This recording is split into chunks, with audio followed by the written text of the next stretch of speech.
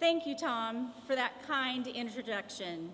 You're doing great at representing your district here in Michigan, and I'm honored to be with you and the Vice President today at Hatch Stamping. That's right, give it a hand.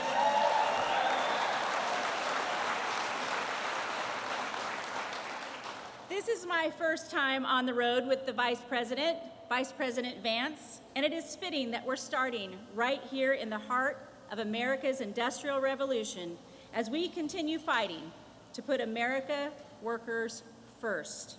With close ties to businesses and unions, I was thought by some to be an unconventional pick to serve as the Labor Secretary in a Republican administration.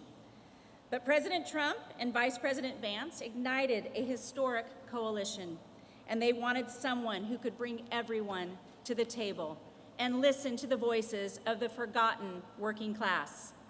No one understands this better than the Vice President, and I am grateful that he and the President trusted me to serve as your 30th Secretary of Labor. I'm proud to deliver this message. The golden age of America is here.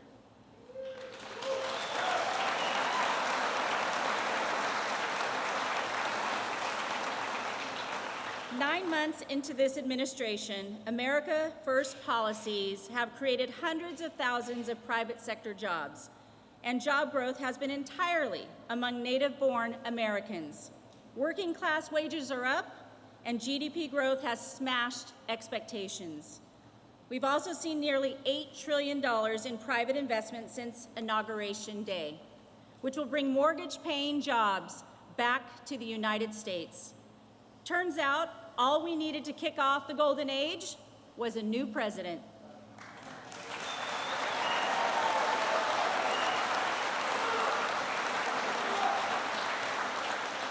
We have a master negotiator in the Oval Office who is putting American interests first again. President Trump has been striking new trade deals to restore our nation as the world's manufacturing superpower. Time and again, this administration has proven its commitment to putting American workers first. A prime example is the working family tax cut that President Trump and Vice President Vance spearheaded. This big, beautiful bill delivered no tax on overtime, no tax on tips, and no tax on Social Security. Working class families can expect to see an average of $10,000 more in take-home pay. As a mom of twin girls, and now a grandmother, and my one daughter and my grandson, who also live in Michigan, Saginaw, Michigan, are here. I know just how life-changing it can be for a family of four when paychecks go further. I've told my former colleagues in Congress that the working family tax cut was probably the most important piece of legislation that they'll get to vote on, and one of the most pro-worker bills in modern history. At the Labor Department, we're very excited about the provisions to expand Pell Grants for technical education, which will help attract future tradesmen and women to the job market. You all know that America won't be forged in the halls of these woke universities. It will be built by the hands of our skilled workers. This is the belief that Charlie Kirk and I shared. When talking about the next generation of American workers, I think about Charlie, who was always fighting for what he believed in and standing up for future generations. It's been 1 week since we lost him, and my prayers are with his wife Erica, his beautiful children, and all of his loved ones. Charlie Kirk was an advocate for alternative pathways to workforce, recently having said, "We need more electricians and less sociology majors." He understood that living a life of meaning and contributing to your community was far more important than a piece of paper. We will honor Charlie's legacy by keeping up the fight for the next generation.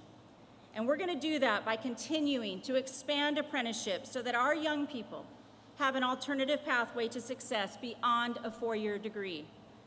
Since January, I'm proud to announce that the Department of Labor has registered over 180,000 new apprentices and nearly 1,800 New registered apprenticeship programs have launched nationally.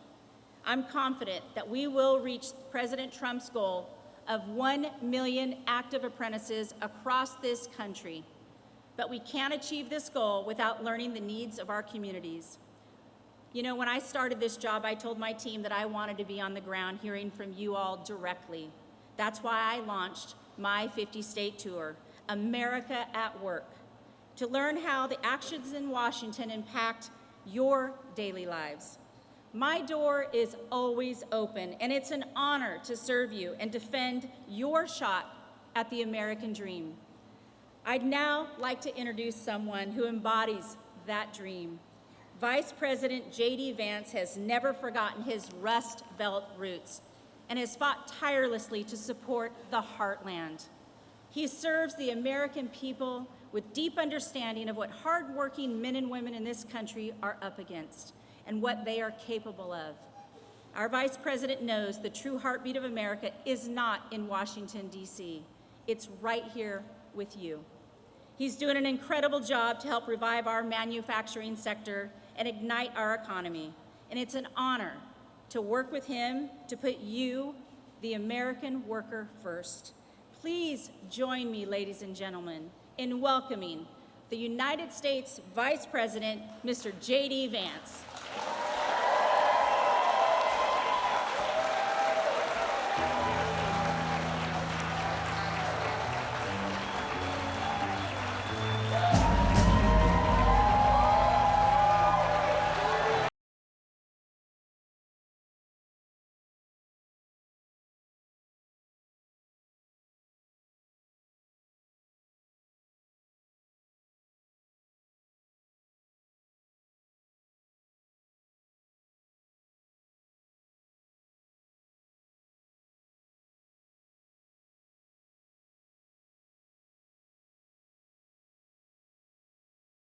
Well, it's great to be here in the great state of Michigan. I always loved coming to Michigan on the campaign trail, and I'd always said, you know, the most dangerous place maybe this Ohio State grad visited was Michigan on the campaign trail, but you all were always kind and friendly and good to me. We love you too. Thank you, sir. It's good to see you again, man.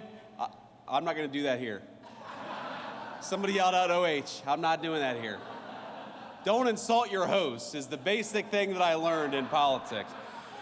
Let me just say a few things, a few words of gratitude. First of all, you guys are lucky to have a great congressman who fights for working people in the state of Michigan, Tom Barrett. Where are you, Tom? Thank you so much for what you do.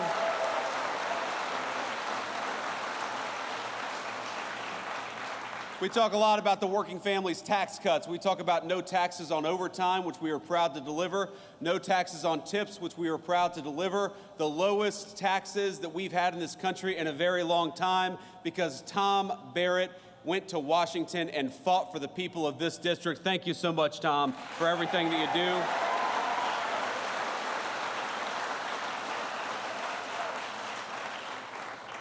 I want to thank, of course, the leadership of this great American manufacturer. Hatch was founded in 1952 by two brothers. Where are we at here? Where's the leadership of Hatch at? Thank you guys. Stand up. Come on. Let's give them a round of applause.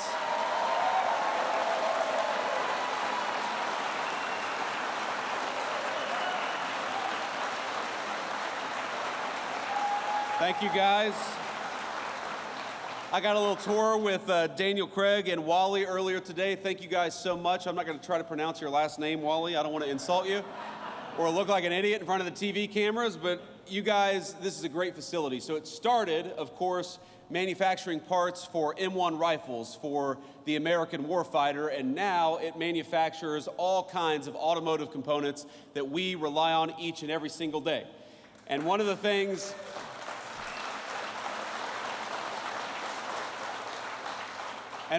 they told me is that business got maybe a little tough, a little uncertain when they had a president of the United States who was obsessed with telling everybody to drive an electric vehicle because too many of those electric vehicle components were not made in America. But now that we are leaning in to great American-made automobiles, Hatch is doing better, the American auto worker is doing better, and President Trump and I are proud to fight for you each and every single day.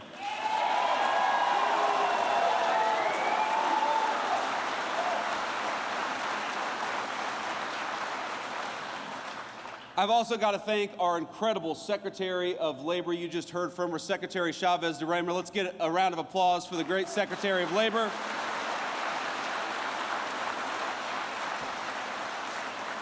Now, she is a very, very interesting person. She has got a great career. She had a great career in Congress, but I have never met anybody on either the Republican Party or the Democrat Party who is more obsessed with fighting for American workers every single day. She wants our workers to have the best training. She wants our workers to have the best benefits. She wants our workers to have the highest wages. And thanks to her work, we're getting closer every single day to being the most pro-worker administration in the history of the United States of America. So thank you, Madam Secretary.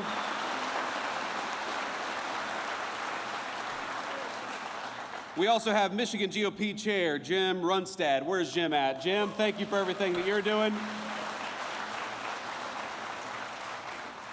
Now, Jim did such a good job during the last election in 2024 that the previous GOP chair, Pete Heckstra, is now our ambassador to Canada. So if you do a really good job, man, you might just get a promotion. Who knows?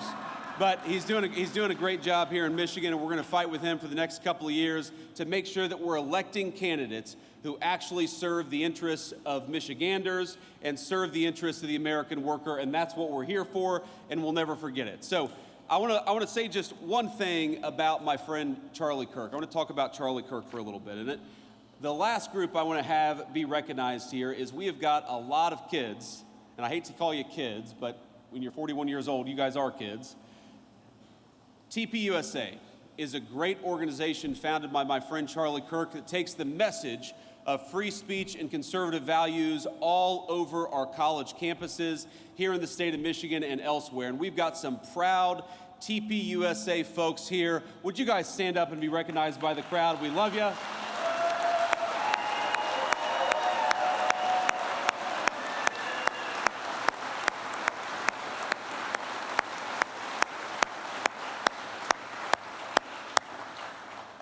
We love these kids, and we love the organization that was founded by Charlie Kirk. And I know I speak for all of the kids behind me, all of the great TPS USA members, and also the alums, that over the past 10 years, Turning Point USA has not just been an organization, it has been the fountain of a movement all across the United States of America. If you look at just the youth vote in 2024 and how much young voters shifted from Democrat to Republican from 2020 to 2024, Charlie Kirk created a movement.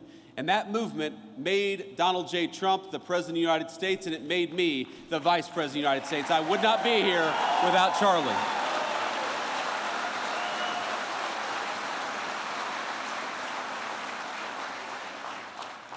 But Charlie was an exceptionally talented individual. People don't realize how integral he was, how important Charlie Kirk was.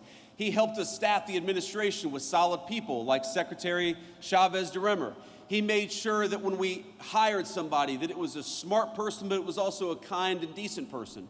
You see him at these college events, and he would talk to anybody. He didn't care if you were a Democrat, a Republican, a liberal, a conservative, if you supported the Trump administration or not. He felt that the most important American political virtue was to just get out there and talk to our fellow Americans. And I hate to say that a week ago, he was doing what he did best, he was doing what he loved, and an assassin gunned him down for daring to say things that that assassin thought were wrong or shouldn't be said. Well, I think I speak for every person in this room, and I think I speak for a majority of our fellow Americans when I say we do not attack or commit violence against people because we disagree with their ideas. We debate ideas, and we're going to keep on debating them in honor of the great Charlie Kirk for as long as I have a microphone.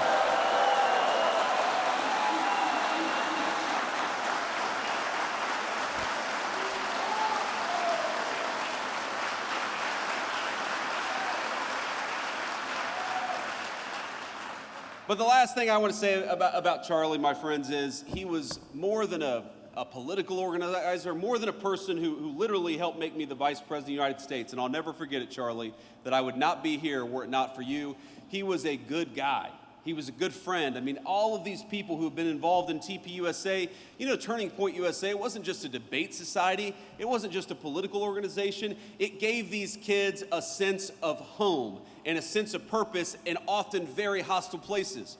If you were a young conservative or you were a young Christian and you were worried that a professor might give you a bad grade for being who you were, Charlie's Turning Point USA gave you a home. If you were worried that you had an idea that was maybe disfavored by your social group, if you were worried that you believed something that was just a little too controversial for a college campus, Turning Point USA gave you a home, it gave you friends, it gave you moral support, and that is what I think must live on in the wake of Charlie Kirk's death. I have friends who met a husband, a wife, a boyfriend, a girlfriend, who met the best man at their wedding at Turning Points USA because it was an organization of patriots dedicated to making this country the very best country that it could be.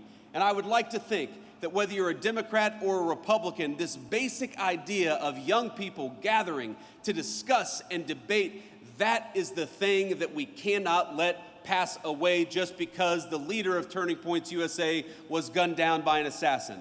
And I want to let you know that whether you're a Democrat or a Republican, whatever your belief is, I will fight for your right to speak your mind. We reject political violence and we reject the crazy left-wing radicals that gunned down our friend Charlie Kirk. Let's talk to one another and not try to shoot each other down for disagreeing.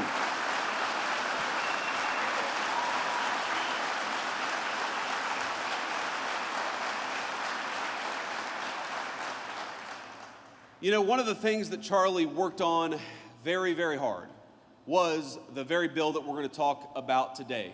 I remember having so many phone conversations, so many text conversations with Charlie about how to make the bill better, about how to do more for working families. Because you know what, Charlie, he believed exactly what I believed and exactly what the President of the United States believed, that we have got to rebuild the American dream, especially for our young people, which is why this big, beautiful bill does so much to bring American manufacturing back to the United States of America.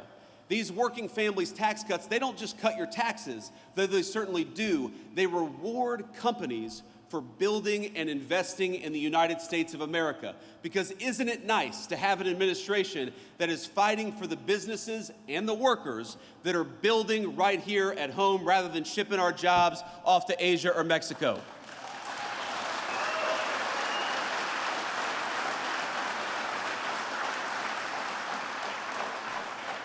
We fought for no taxes on overtime and no taxes on tips because we want you to keep more of your hard-earned money. We fought for an increase to the child tax credit because we want to make it easier for young families to bring new life into this world and to raise that new life in security and prosperity and comfort. The working families tax cut is not just a big 1,000-page bill, it is an important part, maybe the most important part, to restarting the American dream in this country.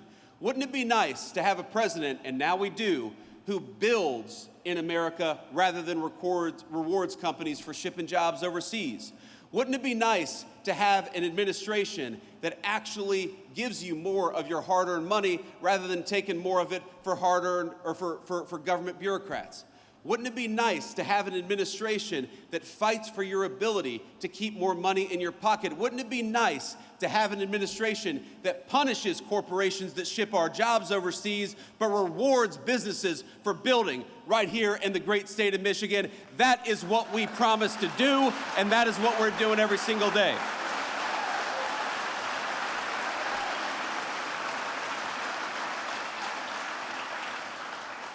Now, I don't know if you saw the headlines this morning, if you turned on the TV this morning, but the president right now is participating in a great state visit to the United Kingdom, our closest ally, of course, going back to the very beginning of our country when we didn't always agree very early on. But pretty much since then, they've been very close friends of the United States, about 200 years, our most important ally in the world. And the president is over there, and somebody asked me, would you rather be in England celebrating the state visit, I said, no, I'd rather be right here in the great state of Michigan where people are building great products for the American people.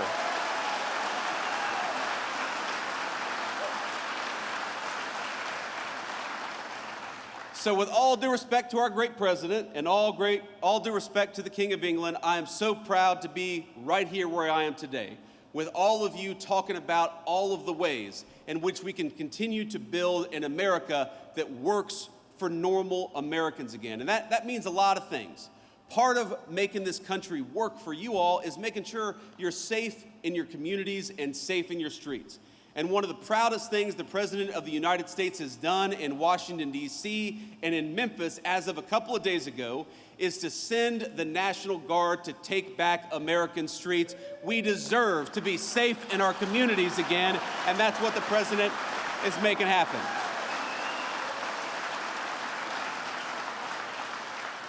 And it's so funny, you go to these places and, you know, the TV cameras, very often the fake news media, all due respect to the fake news, we love them, even when we don't. They show up in these places and they put a microphone or a camera in front of somebody who they assume is a Democratic voter, and they say, what do you think about Donald Trump deploying these people to your city? And every single person says, it's a great idea. I just want to be safe, and we're glad the president is making that happen. So my one message to Governor Gretchen Whitmer here in the state of Michigan is, oh, come on. My one message to Gretchen Whitmer is, look, the city of Detroit, we know, has got some serious crime problems, and we know that it's the people in Detroit who suffer the most when crime is allowed to run rampant all over city streets. Gretchen, we are happy to send the National Guard to Detroit, Michigan. All you got to do is ask.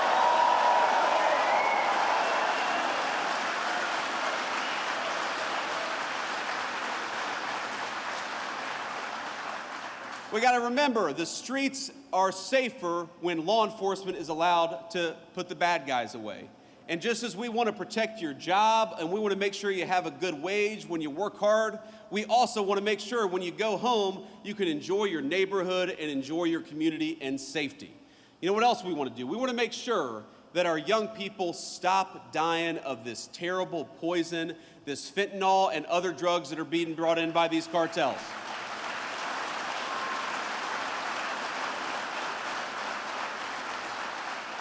And I'll tell you a little story. I was talking to our great Secretary of Defense probably about a week and a half ago. And this was right after we lit up a narco-terrorist boat that was trying to bring drugs into the United States of America. And I got to tell you,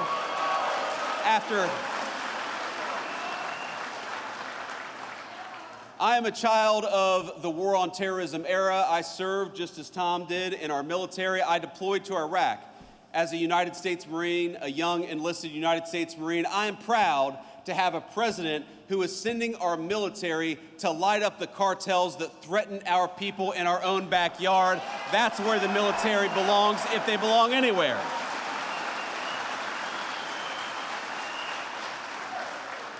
So I was talking to I said Secretary of Defense, but our new Secretary of War, Pete Hegseth. And I was talking to Secretary Hegseth, and you know what he said? He said, you know what, Mr. Vice President? We don't see any of these drug boats coming into our country. They've completely stopped. And I said, I know why. I would stop too. Hell, I wouldn't go fishing right now in that area of the world. But that is what a military that is dedicated to its purpose and a commander-in-chief that is dedicated to the national good can do. If we just have our actual government fighting for the interests of Americans and nobody else, we can make this country safer, we can protect your jobs, we can make sure you've got the best wages anywhere in the world, and we can stop this terrible poison from coming into our country. We just needed a president who was willing to fight for you, and now we've got one.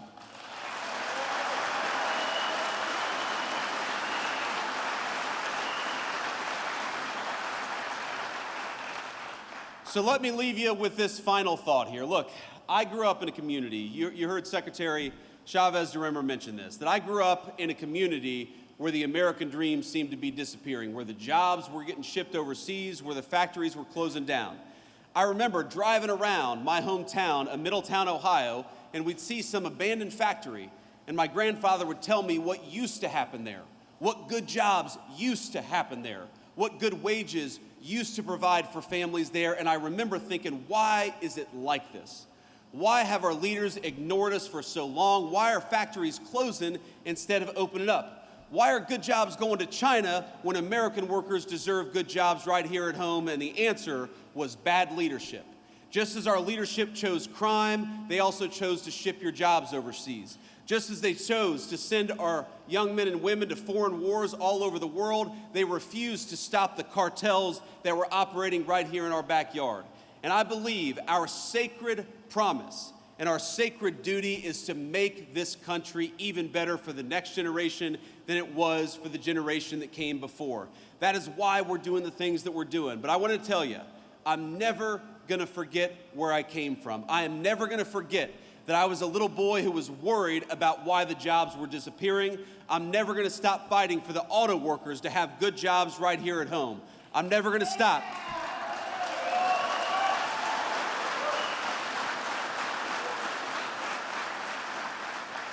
I'm never going to stop, and neither is the President of the United States, from fighting for your public safety, for your good wages. We're going to fight for when you send $1 to Washington, D.C., that we spend it wisely.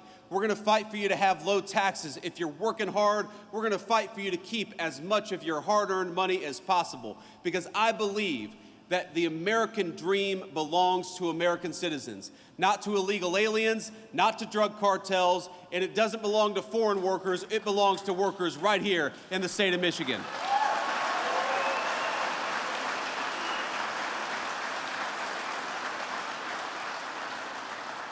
So I hope you remember, when you're voting in 2026, you have a choice between somebody who tried to fight for the illegal aliens and somebody who tried to fight against the drug cartels. You've got a choice between somebody who is trying to get good law enforcement officers to be able to do their job and those who demonized our cops and demonized our National Guardsmen. You've got a choice between politicians who shipped your jobs overseas and politicians who fought to keep good American jobs right here at home. Ladies and gentlemen, in November of 2026, we are going to have to make a choice. Let's make it for America, for our workers, and for our families. God bless you all, and thank you for having me.